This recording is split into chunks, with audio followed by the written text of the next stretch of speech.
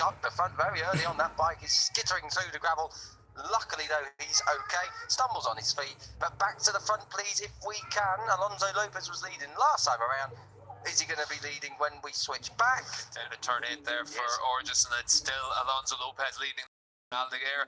Adam Norton has managed to get his way up into third spot. Taiga Hada now under pressure from Kem Kubo. Kubo there on the number 9 machine. Very aggressive rider, Kubo, and trying to make sure that he's able to come away with another top 5 finish. That's the kind of target for the number 9 machine all the way through this season. You can see at the front of the field, though, Fermin Aldeguer, very different rider in this shorter race compared to what we saw in the early stages of the initial race. He's put the pressure on straight away here on his teammate Alonso Lopez. Further down the field, that's Taiga Hada in 4th position, under pressure from Kubo. Kubo in the early stage of this race looking very competitive, and then Lukas Tulovic, he's moved up into the top 6 on that number 3 machine, needs to pick off those riders in front of him and come away with decent points paying positions, because once again we're seeing the Boscoscuro bikes out in front. We are, and contrasting lines there, Steve, through the 12-13 flip-flop. Lopez runs it in very, very fast in turn 12, and he's almost off the track as he comes into turn 13, and it kind of disrupts his run through the long left-hander. For Aldeguer, he's much faster, and he's much faster right now. He's going to go through. So the number 54, Fermin Aldeguer, he is not wasting any time this time around. The number 54, he's won 2 races already this season. He's just set the fastest lap as well, and now he's in the lead. So will he be able to break Alonso Lopez? Will he be able to break Lopez's spirit? He has been fastest all weekend, really, Alonso Lopez. And now he's the one doing the chasing. And Norridin is still there in 3rd. Yeah, for Aldeguer on the 54, it's now a question of what Alonso Lopez can do. In Estoril, he didn't have answers for Fermin Aldeguer. Now he needs to make sure that he's able to answer straight back. But Aldeguer in this lap, able to stretch out a couple of lengths straight away on that number 54 machine. We know how strong he can be whenever the bike's working well. Maybe a few changes there just for himself back in the pit box have made all the difference for him. Adam Norton doing a good job here to go with the race leaders at the early stages, and that's why he's been able to open up that bit of a gap over Taiga Hada. Taiga Hada taking a tighter line through turn 8 there just to make sure he's defensive against Kem Kubo. Early stages in the race try and be defensive. Kubo's going to try and get a run on him, and certainly as it is right now, Kubo looks like he's got a little bit more speed than Taiga Hada at this stage. Yeah, I'd love to see a fight with them two. I'd definitely be buying a ticket between that Harder and Kubo. They're some of the most aggressive riders in this field, but as you can see, it's only for 4th. Out front, though, Aldeguer is still ahead, but he's not really put too much time in just yet. We've still got a long lap penalty as well. The front 3 have broken away, Steve. Yeah, the front 3 breaking away. You can see Tulovic here on the number 3 machine trying to get his way back into this group as well. Kem Kubo there on the 9 just in front of Tulovic. Tulovic needs to pick these riders off quickly. We're already at 1/3 distance here, and out in front it is still a case of those leading riders all breaking away. There's only a second separating Aldeguer, Lopez and Norridin, but right now Aldeguer pushing hard to try and open that. Yeah, it's got the hammer down, Steve. 36.5 last time around. That's the fastest lap of the race. 37.2 for Alonso Lopez. And then in 3rd place, Kubo trying to go down the inside. Not quite close enough there on Taiga Hada, but he's getting impatient now as well, Kiko. Yep. He knows that it's Tulovic behind him as well, so he's got to try and make this move quickly, because Tulovic is going to be a man that's going to try and make those moves as well. Yeah, Harder's a bit of a buffer. We've said this so many times. He's quick in the early stages, but after 2 or 3 laps, he's just not got the pace to continue forward. Kubo, much more stable rider in terms of outright pace as they come into turn 8 now. Very tightly squeezed between these 4, battling for 4th place. Out front, though, the gap is around 0.6 of a second. And I've got to say, it's not looking too bad at the moment for Aldeguer, as Kubo again trying to look on the inside, but he's under pressure from Tulovic. He's under pressure, but it is Kubo trying to make those moves. At the front, though, you can see that it is starting to just stretch out. Aldeguer doing everything he can at this stage just to try and break the spirits of his teammate, but Adam Norton doing a really good job in 3rd position on bike number 7, just to keep those Boscoscuro bikes inside at this stage. This is what we've seen time and again in the past, where the Boscoscuro bikes are under pressure in the early stages of the race, but using that slipstream from Taiga Hada, he needs to make this move quickly, because otherwise he's going to be under a lot of pressure from Tulovic into turn 1, though Taiga Hada strong on the brakes into turn 1, able to carry that speed. For Kem Kubo, he's going to just have to try and make the move, just send it down the inside, maybe down in towards turn 2, he's able to do that. He's got to try and get down into the left-hander, able to make the move now. He's got to get his head down now, try and break away from Taiga Hada until Tulovic makes it as well. The problem problem is Harder is so strong on the brakes. Is he going to try and fight back? He had a bit of a look, but not at turn 4. At the front of the field, we're seeing now Fermin Aldeguer really start to get his head down. He's opened up 0.8 of a second over Alonso Lopez. If you're Alonso Lopez, you set the pole time, you've set the pace all the way through this weekend. There wasn't much to choose between them. But right now for Alonso Lopez, he's looking at a much less experienced teammate, the guy that he would have expected to beat, and suddenly he's getting smaller and smaller, and it's just tougher and tougher for Alonso Lopez. Yeah, it's just not what he wants. Oh! No. We got a crash. It looks like it could be Kem Kubo that's gone down at turn 8. And for Kubo, that's going to be so disappointing. Trying to make sure he was able to come away with another top 5 finish. Very easy to have that crash and then run into turn 8. Very easy for the riders just to push a little bit too hard through there, trying to make a move and get themselves caught out, and you can see the disappointment there for the Thai rider. He's been a constant top 5, top 6 runner, still trying to make sure he's able to make that next step, and in this case Kiko just pushed a little bit too hard. You rarely see Kubo make too many mistakes like that as well. He's normally, he's not a neat and tidy rider, but he doesn't crash so often. And that is one of them corners. It's downhill braking, off camber, turn 8. It's a bit of a disaster. It's very, very bumpy as you go in there as well. So easy for the front end to watch out. 1.3 between the top 2 though, Steve. That's Tulovic. Oh, dear me. He almost rode pillion there with Tiger Harder into turn 1. So easy to do that into turn 1 as well. If you try and carry the speed through there, it's 100 miles an hour for these Moto 2 bikes, give or take, and very easy just to be a little bit too fast in there, a bit too committed. And that's also what then costs Tulovic into the next corner. He's not able to make the move into turn 2. Now he's going to try and set it up into turn 4. He's clearly faster than Taiga Hada. Hada's just able to put his bike into the right place. It's only a matter of time though until Tulovic on that number 3 machine moves himself up into 4th position. But as it stands right now, with 3.5 laps to go, unlikely he's going to make too much more progress than 4th position. But I'll tell you what, coming into this year as one of the main title contenders, he's got to salvage a top 4 here to at least leave Valencia with some decent points.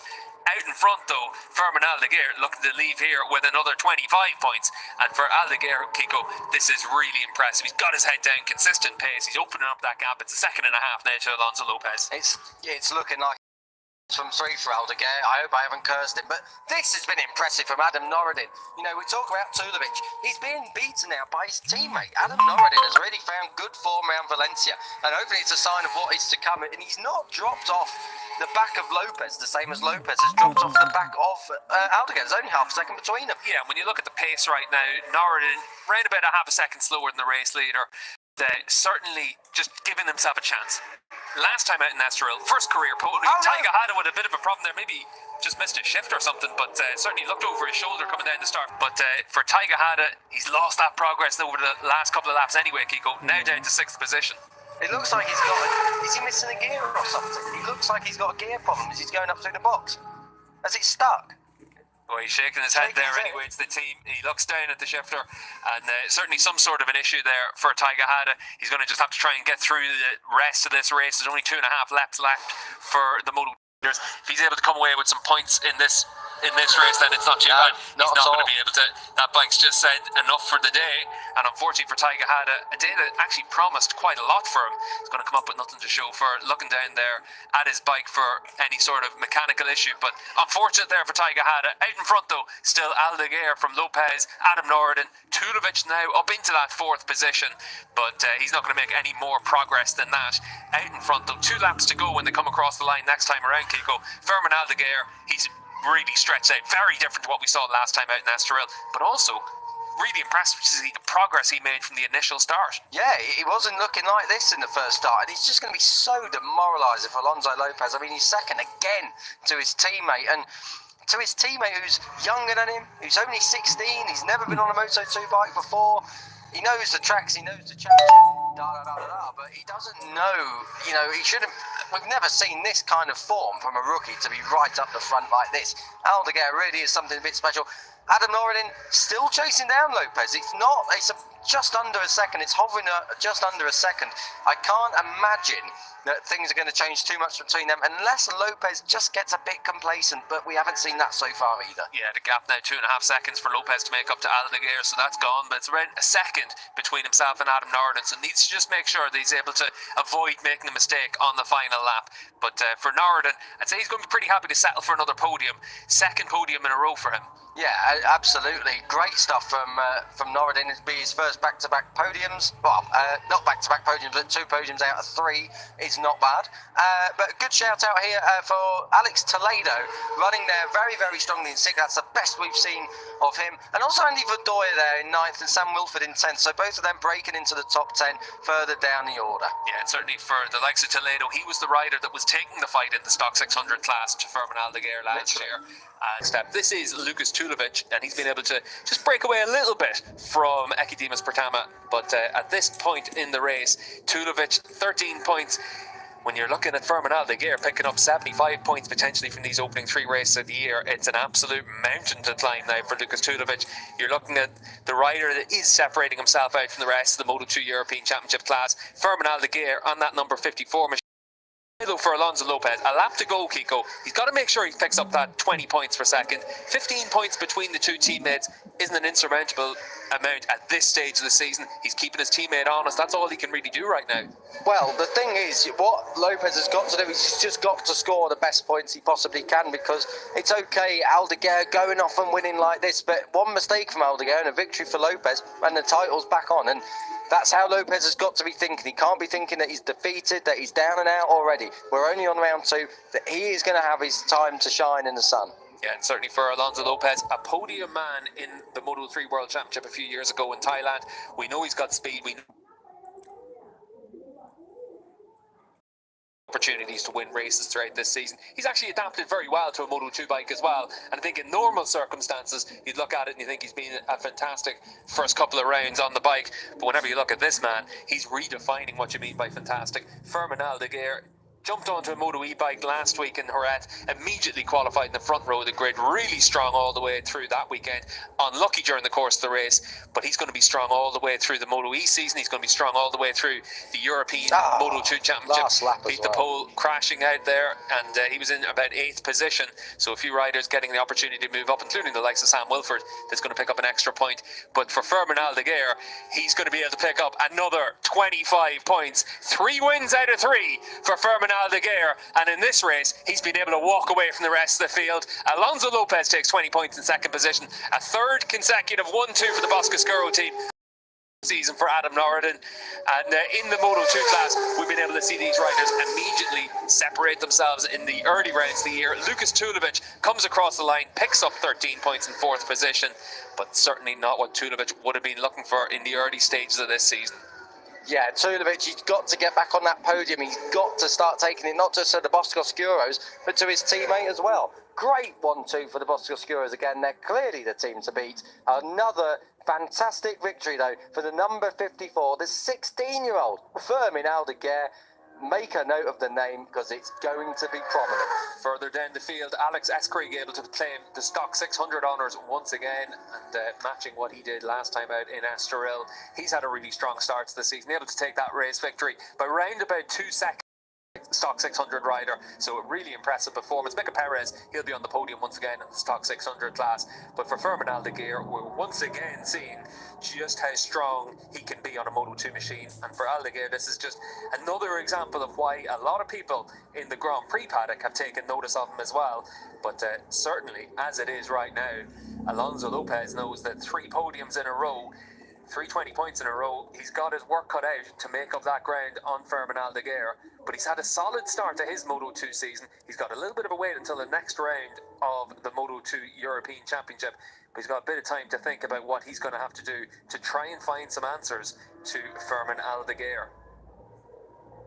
The same can be said for Lucas Tulovic there on the number 3 machine. He's been able to come away with a 4th place finish, but certainly for Tulovic, he would have expected a little bit more from these early season races. Obviously, we know Estoril is always